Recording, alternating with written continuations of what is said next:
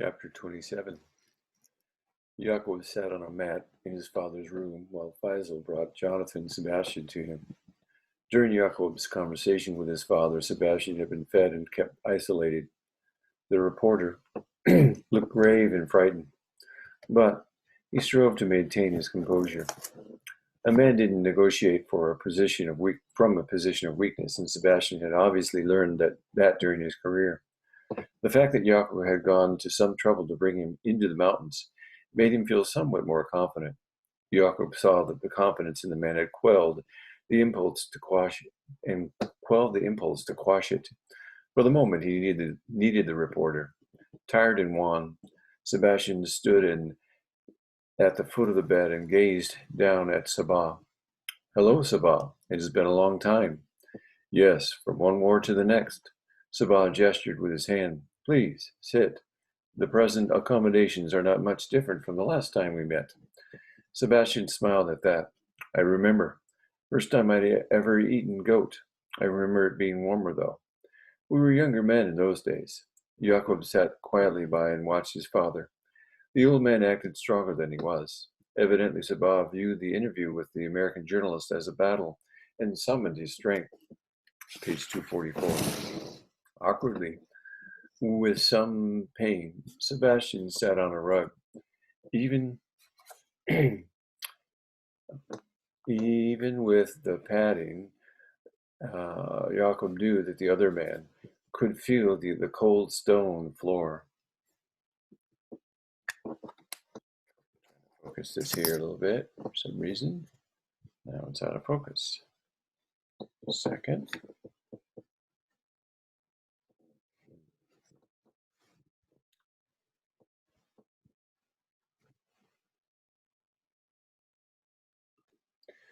Awkwardly, with some pain, Sebastian sat on a rug. Even then, with padding, Jacob knew the other man could feel the cold stone floor. Sebastian made himself as comfortable as he could, sitting with crossed legs, his elbows resting on his knees. He wore the suit coat, but his tie had been shoved into a pocket. Jacob had made certain the man hung on to it. "You have met my son."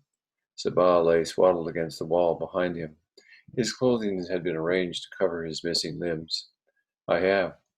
He was much younger the first time. I didn't recognize him until he mentioned his name. Then I saw you in him." Sebastian nodded and smiled a little, like he was talking to an old friend, not to someone who had held his life in his hands. "You must be proud of him." "I am proud of all the warriors who are around me. The men you see in these mountains, they are those who fought the Russians to a standstill in the 1980s. They are the warriors who taxed the Soviets to death, taking down helicopters with single-shot rifles and picking off tank crews when they became mired in the canyons and against the mountains. The pride Sabah spoke with touched Sabah's heart, as it always had. He'd heard the stories around the campfires, and the tales had mingled with the cries of the wounded and those who lay dying. They were called Dahi in those days. They still are. The Russians I've talked to who were involved in the war still whisper about the ghosts they faced in the mountains. None of them ever saw you or your men. At least they didn't live to speak of it. Those battles were hard, fierce, and they wore away those of us who were weak, till only the bravest and hardest to kill survived. We became an elite few, Mr. Sebastian. Sabah smiled. And we stand ready to rise once more from these mountains. Those warriors that yet live and their sons and grandsons after them. We are the Mujahideen. We are those who first gave example to the Taliban and the Al-Qaeda in their holy wars. We are the first iron god pulled forth from his holy forge. I know who you are, Sabah. I covered those stories too. Sabah nodded. Back in those days, you were an ally. You brought attention to our cause, and you brought patronage from the West to our fight against Soviet occupation. In those days, our battles seemed to be your battles. We had a common enemy. A small smile pulled at Sabah's wrecked face. The battle still rolls on in Afghanistan. We have not changed sides, but now we find ourselves battling those who once aided us. That's not true. The United States came here to destroy bin Laden and his people, not you. I am lacking an arm and a leg because of American military efforts. Sebastian was silent for a moment, and then he said what was on his mind. You allied yourself with people who are our enemies. There was no other choice. Not American enemies, he'd said, our enemies. Sebastian had taken sides in the interview. Yakov quietly respected the man for having the spine to do that. In that war against the Soviets, we fought to be free. Then, after they had gone, the West continued to be an influence in our country. We were trying to help. The United States was quietly undermining our country. Every day our children looked to Western ways, wished for lives like those of American children. Sabah shook his head. Such a thing would have taken them far from God. That would not be tolerated. A line, 246, had to be drawn. We found ourselves fighting to preserve our faith, and we could not fight on the same economic battlefield as the West. You tempt our young with a different lifestyle. The only choice we had was to charge a blood price for your efforts in the hopes that you would leave us be. Even then, even with your soldiers dying by the hundreds over here, you insist on spreading your lies and treachery. We wanted peace. We still do. You say peace. I say you want subjugation, idolatry to wealth, a living of life without honor or responsibility, without an understanding of God. Sebastian remained silent for a moment. You, Yet you sent your son to school in France. You deliberately expose him to Western ways. Jacob is strong in his faith. I knew that he would be among the Western ways and return to us whole and more knowledgeable about our new enemies. What he and other men have learned has been invaluable to us. Has it? Sebastian's face hardened. I saw him killing defenseless people only yesterday. The death of an innocent has a stronger impact than the death of a warrior. And he is still has been trading with the Russians, selling opium he's been getting from the raiding other Muslims. The fact that Sebastian knew these things surprised Yaquub, but it explained what the CIA team had been doing in Pakistan. He had known from the beginning that his operations wouldn't go long unnoticed. A brief flicker of irritation showed in Sabah's face, and then it was gone. He has conducted business with men who had weapons he needed. They are Eastern Europeans, criminals. That caught Sebastian's attention. Telling Yaakov that the American media didn't know everything. What weapons did Yaakov need? We are not here to discuss that. Sabah waved that question away. As for the opium, it is here in our country, the spoils of war. It is merely another resource open to a warrior following Far al-Adin, his holy duty. When we are united Afghanistan again under God, when we have united it, then we will purge the drugs from our lands. Those drugs are used to fuel the war against the West. Jacob's hand slid down to the hilt on his peshkabij, and he almost drew the blade from his sheath. He would not have killed Sebastian, but he would have hurted the man. His father's hand was there to top his own before he knew it. The Americans chose to allow the warlords to continue harvesting the cursed fruit of the poppies in order to gain their cooperation. They left that weed in place to buy the loyalties of those who have no honor. And it is a certain sign that your people and the warlords act upon the devil's wishes. Do not seek to throw stones over that. When it comes to the opium, your country's hands are not clean. Sebastian looked at the old man. Why wasn't I spared when so many were killed? Why bring me here? Sabah took his hand from Yaakov's and relaxed against the stone wall behind him. The old man spoke gently, as if to a child. You are a storyteller. You are here to tell a story, he smiled. Some of the greatest stories the world has ever known have come from these lands. You are here to tell another. What story? You will spread the message of the rise of the new blood that will wash over Afghanistan, of the warrior who will reignite the holy war and raise it to new levels, of the master who will unite the true believers who follow Muhammad's blessed teachings, and the one who will drive the infidels from our borders. Yaqub will carry that tide, and all before him will be changed. Those who embrace faith and the word of God will be reborn and join him in this holy battle. Those who stand against him will be broken and washed away. Sabah closed his eye for a moment, while the other wept infection from beneath the black patch. His pulse beat rapidly at the hollow of his throat. Jacob knew his father's frail strength was fading. He pushed himself to his feet and gestured to Sebastian. Father, if you will allow me. Sabah nodded.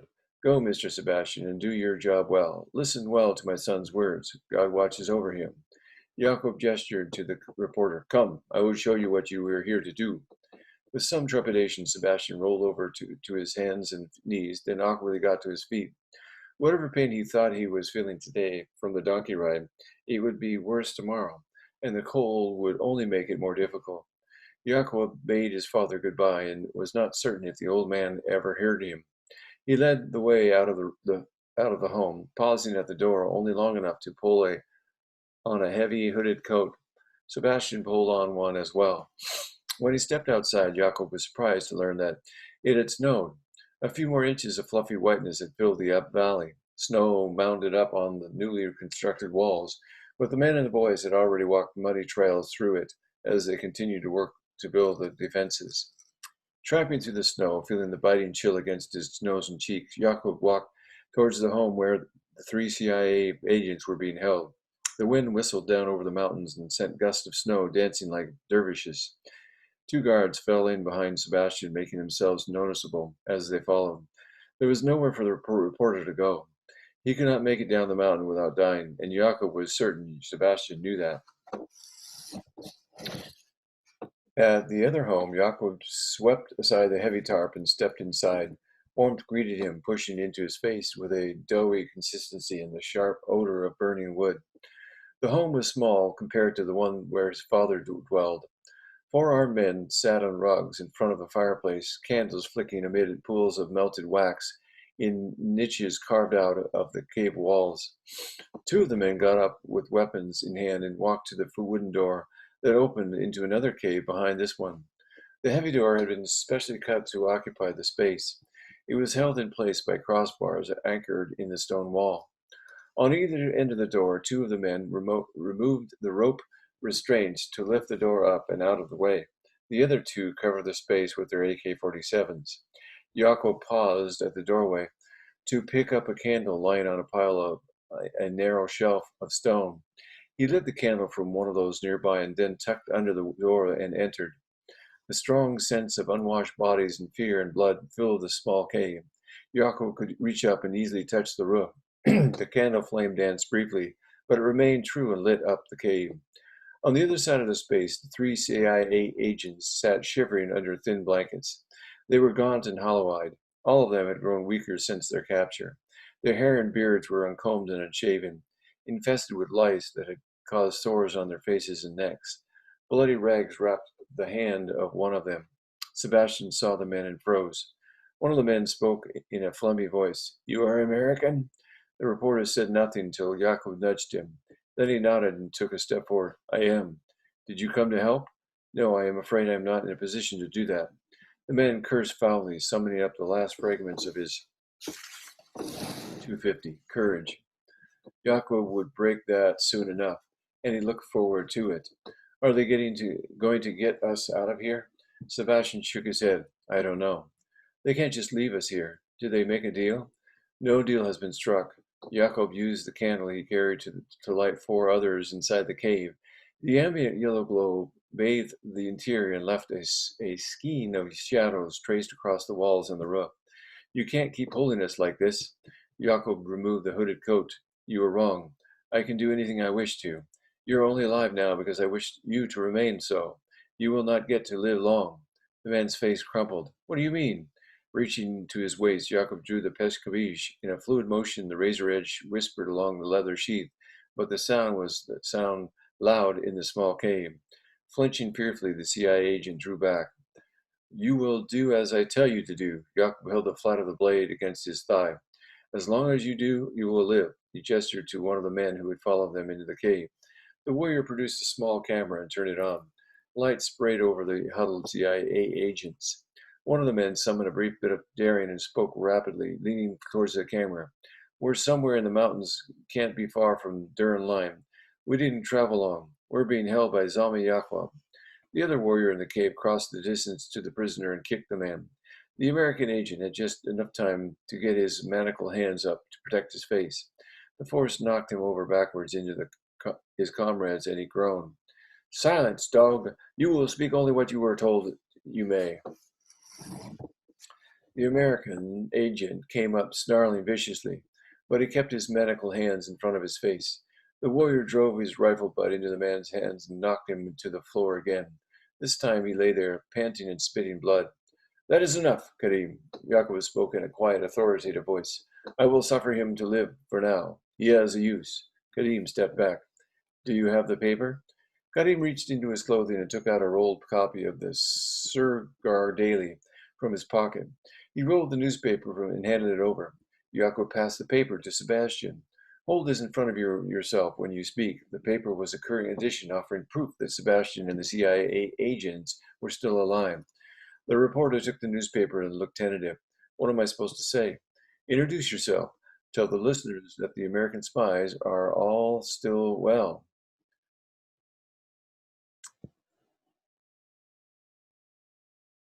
We will pause. Yakov passed the paper to Sebastian. Hold this in front of yourself when you speak.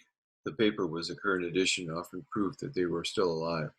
The reporter took the newspaper and looked tentative. What am I supposed to say? Introduce yourself. Tell the listeners that the American spies are all still well. Sebastian waited a moment, then frowned. Is that all? For now. Don't you have demands? I will, in time. Not at this moment. For now, we will only open negotiations. Where should I stand? Despite the tension inherent in the situation, Yakov almost smiled at the question. Sebastian would do nicely. The man was used to taking direction. Over there, in front of the spies. The camera's light remained focused on Sebastian as he moved. He stood in front of the man. Can you get the sound from here all right? Page 252. Yakov glanced at the warrior holding the camera. He was young, one of those who had been to school in the West for a time, and he was good with technology. The man nodded. Yakov turned back to Sebastian. The sound is fine. Trying to focus this. Sebastian started to speak, and then pulled off his long coat and set it aside. He straightened his clothing and ran his hand through his hair in an effort to make himself more presentable. And then he began speaking in a well-modulated voice. This is Jonathan Sebastian. Currently, I am being held. Chapter 28. The dead Russian lay stripped on the table inside of one of the military buildings occupied by Charlie Company. Images of bluish ink traced his upper body, but some of the tattoos were symbols and Cyrillic words. All of them looked unrefined, not like the art Heath had seen on other people. Some of his father's criminal clients were walking tapestries for skin artists. Man, that's some ugly ink. The young Marine assisting the corpsman shook his head. He was dressed in surgical scrubs and stood just behind the woman performing the examination. Another Marine stood nearby holding a video recorder and capturing the procedure. The bright light played over the corpse, making his flesh look fish belly white and his tattoos stand out even more acutely. Prison tats. Pike stood at Heath's right and spoke up absently. His gaze was on the dead man, but Heath got the sense that Pike's mind wasn't totally on the corpse. Guy got them when he was locked down. In Russia, criminal organizations use tats to mark their allegiance and their history. If you know how to read them, those tats can be a walking confession. Sounds like you know a thing or two about this, Private. Captain Benjamin Hauser stood to Heath's left. In his 40s, the captain was 6 feet tall and maybe 10 pounds overweight. His hair had turned prematurely gray, but his ruddy complexion suggested that at one time he'd had fair hair. His hazel eyes carried a grant tint that made them look like chips of dirty ice. Yes, sir. Maybe you'd care to elaborate since we're here in an effort to understand why Captain Zaroff saw fit to execute this man. Hauser had called for the examination after hearing the circumstances of the man's death. Sure. Can I approach the body? Pike wasn't asking the captain. He was talking to the young corpsman. She glanced at Pike, and her eyebrows rose over the surgical mask, indicating surprise. But there was a hint of familiarity in there as well. Be my guest, Pike. Pike. First name basis at that. He checked his iPad, noting the woman's name. He wondered where Pike had crossed paths with Julie Meadows. Prison ink like this always shows up blue. Pike pointed at the symbols, words, and images.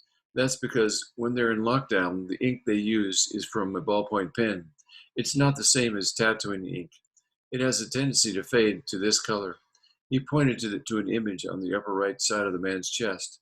Heath wasn't quite certain what the image had been. It looked like maybe it had been a flower, but scar tissue from some kind of a burn had distorted it. This rose indicates the guy used to be part of some Russian mafia group. Hauser took a step closer and peered at the tattoo. You sure that's a rose? Was a rose. Yeah, I'm sure. Probably his first tattoo. They usually get a rose when they're accepted into one of those gangs. What's the significance of the rose? Don't know. Never asked. That statement indicated that Pike knew someone either in the police or in a Russian gang. Given a guess between the two, he was pretty certain it was the latter. He felt a little guilty about making generalizations, but he couldn't help it. Pike was a curiosity, made so because the man didn't fit into the group, the core, in many ways, yet kept coming back activation after activation. Then there was the violence that Pike seemed to thrive on. He had never met another man so inured to the atrocities of the battlefield. No matter how bad things got, Pike seemed to roll right through them.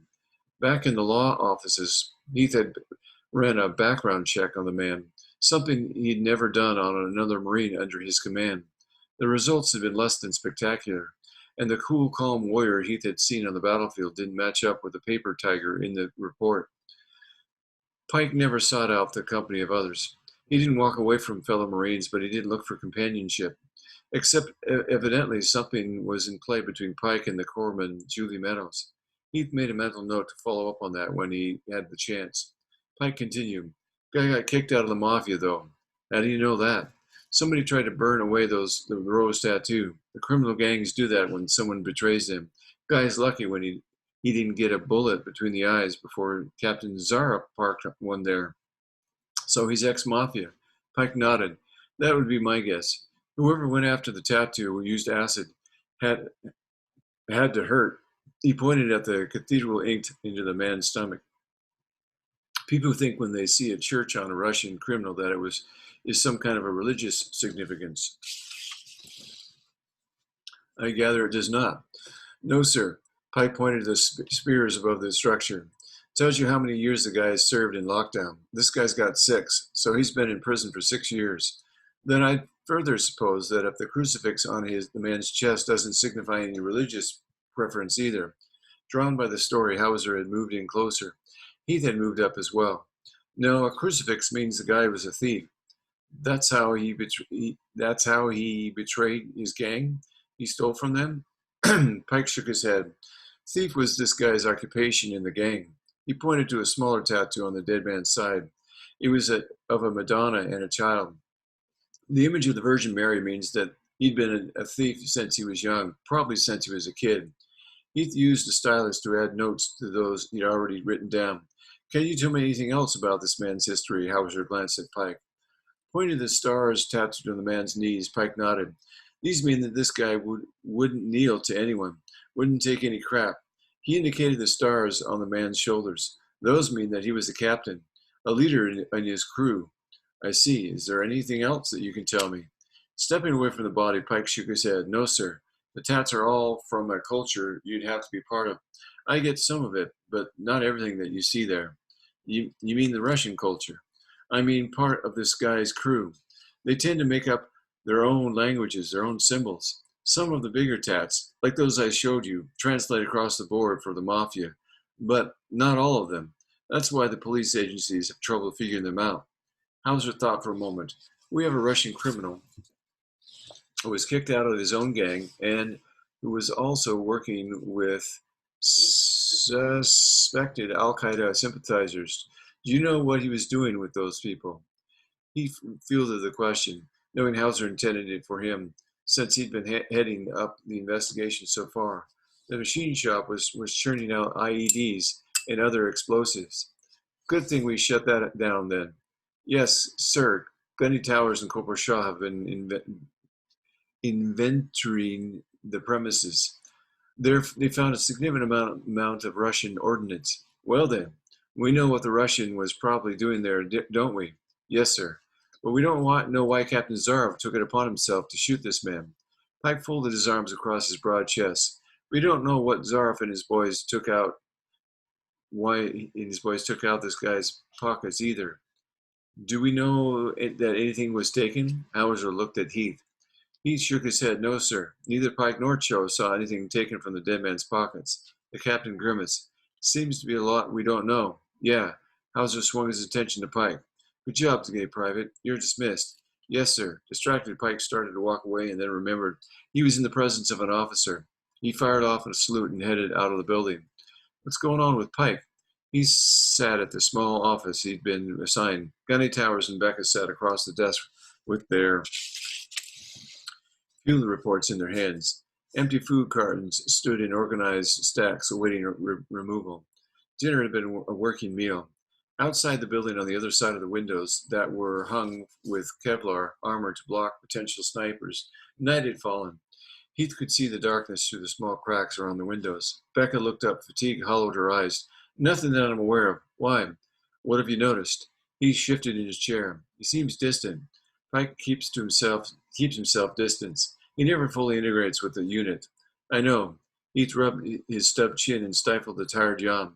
But he seems more pulled back than ever. Towers shrugged. Man's quiet waters, runs deep, and you ain't gonna see nothing until he's ready to show it to you. He paused. Thought he got a little stressed yesterday when we were doing cleanup after the action in the street. Stressed? That caught Heath's attention instantly. He'd never seen Pike stressed. Yeah. Towers pulled out a package of Doberman gum and offered it around. He took a stick and helped keep himself awake. Becca passed. One of the other Marines made a comment that Pike didn't like. Thought Pike was going to hit him for a minute, and then he cooled back down. That's not the first time Pike has had to wade through something like that. No, it's not. First time I seen him bother him though. Thing that bothered him most was the boy. He'd remembered the dead children he'd helped take from the street. The work had been brutal and hard. Seeing people reduced to bloody and charred hunks of meat took out a lot out of a soldier, especially when those pieces had once been children. In an instant, the soldier could see years of innocence that would never be spent. Dead kids hurt. Kid wasn't dead, though. When Pike found him, he was alive. Still is. But the corpsman just about had to pry the kid out of Pike's arms. Towers chewed his gum. I seen Marines go through the trauma like that before, but I never seen Pike like that. You talked to Pike about it? Towers leaned back in his chair. I'm going to adjust this so it's not in the light here. In his chair, tired. You wouldn't have none of it. Went back to being Pike, closed-mouthed and surly. I got the message, left him alone. Someone knocked on the door, and then it opened, and a private shoved his head in the room. Lieutenant Bridger? Yes, Private. Captain Hauser says that you should get to the communications center ASAP. He stowed his iPad, pulled on on his armor, and hooked his helmet up from the floor by the chin strap. Towers and Becca followed him.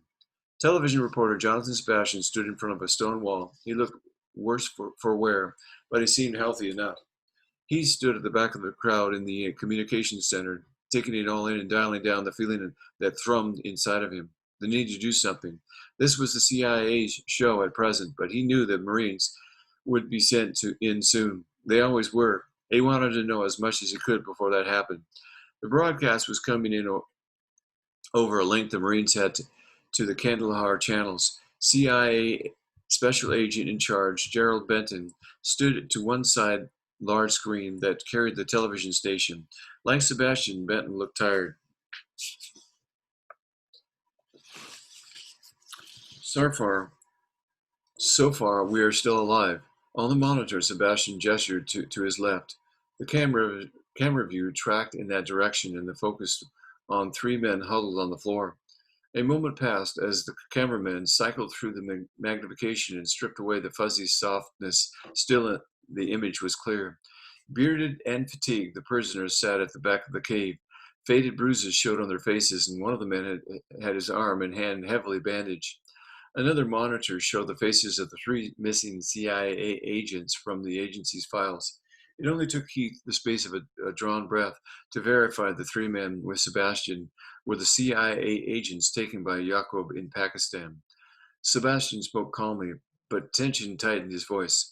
I am told that our good health will continue as long as our captor is certain he has the attention of the United States military and the Kandahar government. This presentation is designed to open a dialogue. The camera shifted back to Sebastian, who unrolled the newspaper he was holding. The cameraman zoomed in on the paper and brought it into sharp focus, centering on the date. The paper is to prove that we are still alive. Several computer operators in the room worked frenziedly at their stations. Another CIA agent walked through the cyber team. Come on, guys, get me that signal. It's not originating at the Kandahar station. It's coming from somewhere else. Find it. One of the technicians, a young woman whose fingers flew across the keyboard, read screen after screen of numbers faster than he could follow. It's coming from outside the city, up in the Safed coal mountains. The agent crewing the cyber effort wheeled on her, sliding into her place to peer over her shoulder. That's a lot of open area, Agent. Narrow that. I'm working on it. Grid after grid flashed on the computer screen, flipping onto place and magnifying the mountain terrain. He felt himself tensing up as he watched the search, even though he didn't know what was taking place. He knew that men's lives hung in the balance. If the CIA could narrow the search enough, Charlie Company would get fire teams into the area and put boots on the ground. They'd have a chance to bring those hostages home safely. I've been told that negotiations will begin soon. Sebastian rolled up the paper and held it in a fist. I am hopeful that we will all get out of this alive. The broadcast suddenly ended and the camera went black. No, the female CIA operative leaned more closely over her keyboard and her fingers almost became a blur as she typed.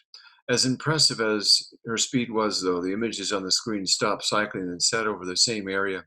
Judging from what he could see, Heath knew that the area was too large to be a viable target for a search and rescue operation. They'd been stymied. Did we get the location? Benton walked from the front of the room to the computer stations. No, the computer tech shook her head. We didn't. I'm sorry. I narrowed the parameters, but not enough. Anger tightened Ben's face, but he remained professional. We'll get it the next time. Yaakov isn't going to stop talking now that he knows he has our attention. He turned and walked back to stand behind the screen. I know you Marines are still working the streets, still gathering intel. I know that some of your comrades were killed in today's sweep. He hadn't lost any of his troops. He'd been fortunate. I want you to know that your sacrifices are appreciated. More than that, they're needed. This isn't just about these hostages. This is about Zami Yaquub. We need to run him to ground and put him down, one way or the other. Towers spoke softly at Heath's side, putting into words what every Marine in that room was thinking. Give us a target and we'll get it done. Heath knew that they would, if they could.